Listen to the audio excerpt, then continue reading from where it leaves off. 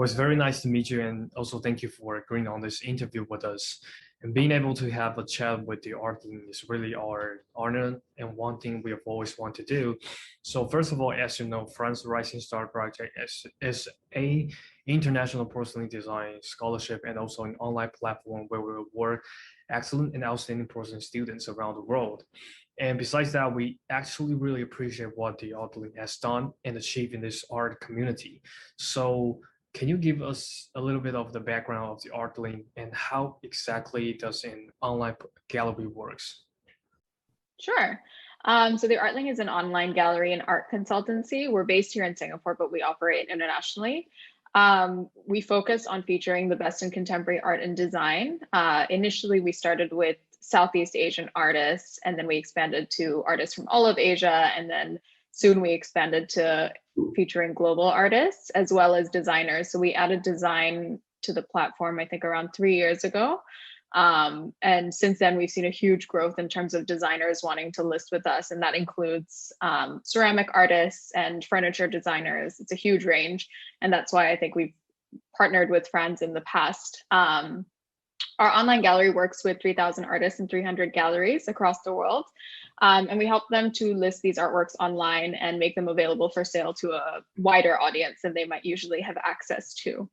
Our consultancy arm works with private and corporate clients. We help them source and place artworks in their projects. So this can be from corporate offices all the way to outdoor public areas. And most recently, we worked on a resort in the Maldives where we sourced for artworks for all their 100 rooms, the guest rooms, as well as outdoor public scale sculptures.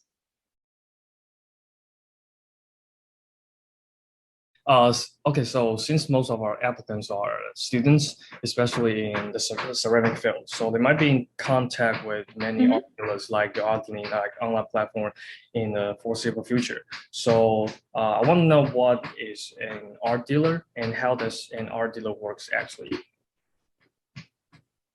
I see. Okay, so we work, I think, probably a bit differently from galleries because galleries that have physical spaces will generally have a staple of around 10 to 20 artists, and they'll focus on sharing the works of those specific artists. So it's a much more in-depth view than I think we're able to offer.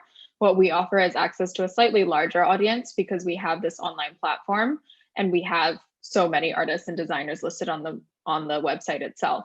What we do is listing is free. People can list directly on the website. It's mostly managed by the artists and designers themselves, as well as the galleries.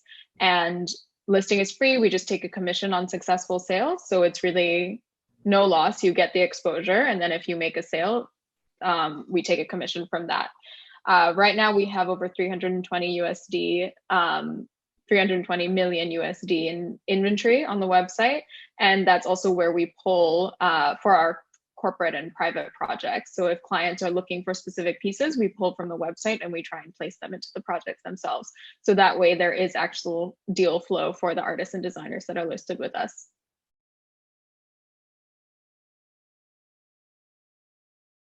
And I have seen in one of the interviews, and you mentioned like offline events are quite important in terms of continuing branding and exposure. And so what is your thought on the internet e-commerce changes the way artists create and the buying behavior of human beings? I wouldn't say that it should change the way that artists create because ultimately the end customer is purchasing the actual product, the physical product that they are getting.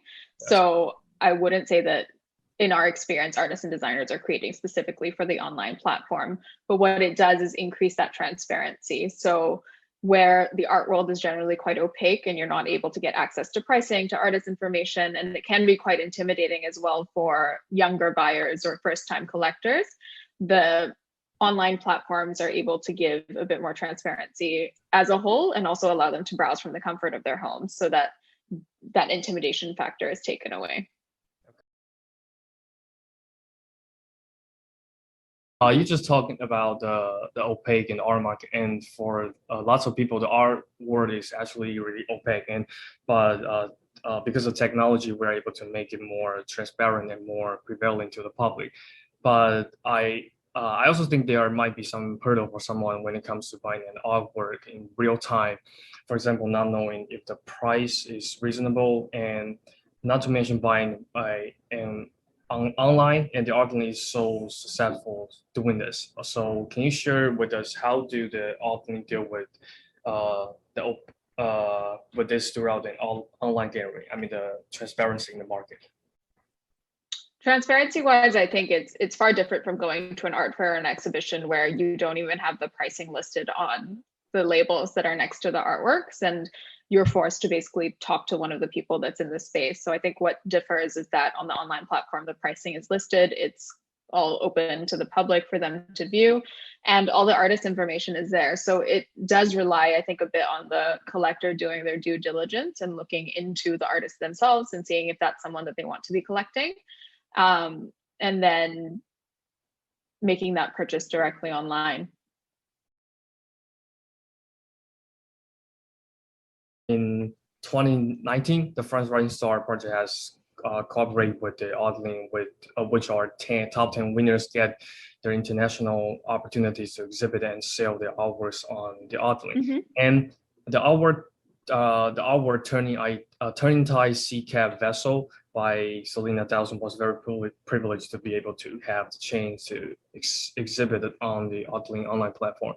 So what I'm curious about is what kind of qualities or features are you looking at when collecting the art pieces? I see. Well, I think for collecting versus what we look for when we list online is quite different.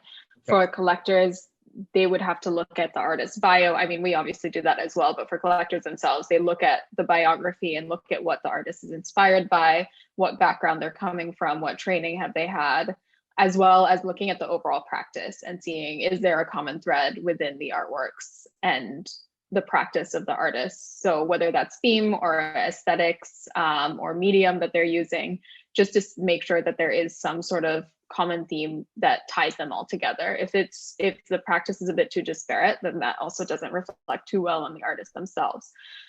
We obviously look at all of that when we're listing online as well, but we do quite a strict process, I would say, of verification of the artist and designer, and just making sure that it's suitable for the platform itself, because we are still a curated website. So every single listing that's online is reviewed by our team before it's published. And I think so far our cooperation with France has been great, because all the artists and designers that you've had as winners or even as applicants, they've been really great examples of contemporary designers working in craft. So the next one is kind of a selfish and personal question. The question I've always wanted to know is how can artists in Asia get more established and get more exposure on the international stage? And what's that missing point and missing part you think personally from an emergent artist to an established artist? Are you an artist yourself? Not. I'm not an artist myself. Yeah, but I'm really into the art market, and I personally I'm a dancer, so kind of in this art market. So, but not like drawing or painting or making ceramic, something like different kind of art. Yeah, different kind of art. Yeah. Okay. I think I agree that there is a bit of a missing link there, because there aren't many Asian artists that are able to make it onto the international stage. There are a few, but I think there's definitely the opportunity for more to get more exposure from international press and art fairs and all of that. So I think the first step is really making sure that your works are out there. So whether it's online or participating in exhibitions or festivals or biennales, and just doing your best to make sure that your works are being exposed in a broader way.